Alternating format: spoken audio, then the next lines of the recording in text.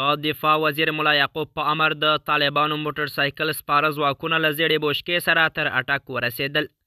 سلام، ستړي مشئ، وخت مو په خیر. په سر کې یادونه کوم که حقیقت نیوز چینل مو نوی سبسکرایب کړئ، په درنښت سره همدا اوس یې سبسکرایب کړئ ترڅو زموږ مهم او تازه خبر تر ټولو د مخه تر تاسو در ورسیږي.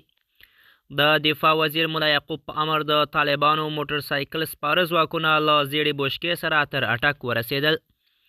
د اسلامي امارات د ملي دفاع وزارت له لوري ویل شوي چې د دفاع وزیر ملا یعقوب په مستقیم امر ځانګړي موټر سایکل سپاره ځواکونه چې له ځان سره یوه زیړه بوشکه هم درلوده تر اټک ورسېدل. د وزارت ویان ویلي چې دغه ځواکونه د چټک غبرګون قطه پورې اړه لري او د ځانګړو ماموریتونو لپاره ګمارل شوي.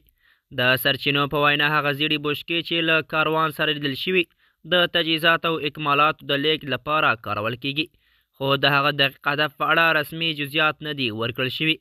عیني شاهدانو ویل چې موټر سایکل سپاره ځواکونه په منظم ډول او له بشپړ امنیتي تدابیرو سره مخ پر وړاندې تللې.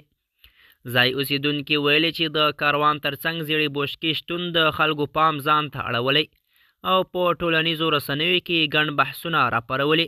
اټک چې له تاریخي او ستراتیژیک پلوه مهم سیمه ګڼل کیږي تل د امنیتي پاملرنې په مرکز کې پاتې شوی.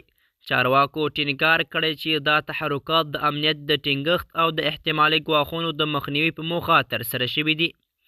د سیاسي چارو شنونکي وایي چې دا ډول پوځي تحرکات معمولا د وضعیت د ارزونې او د چمتووالي د لوړې کچې ښودنه کوي. تر اوسه پورې د ماموریت د مودې او راتلونکي ګامونو په اړه نور معلومات نه دي خپاره شوي. د ملي دفاع وزارت ډاډ ورکړی چې د هیواد د امنیت او ثبات لپاره به خپلې هڅې دوامداره وساتي.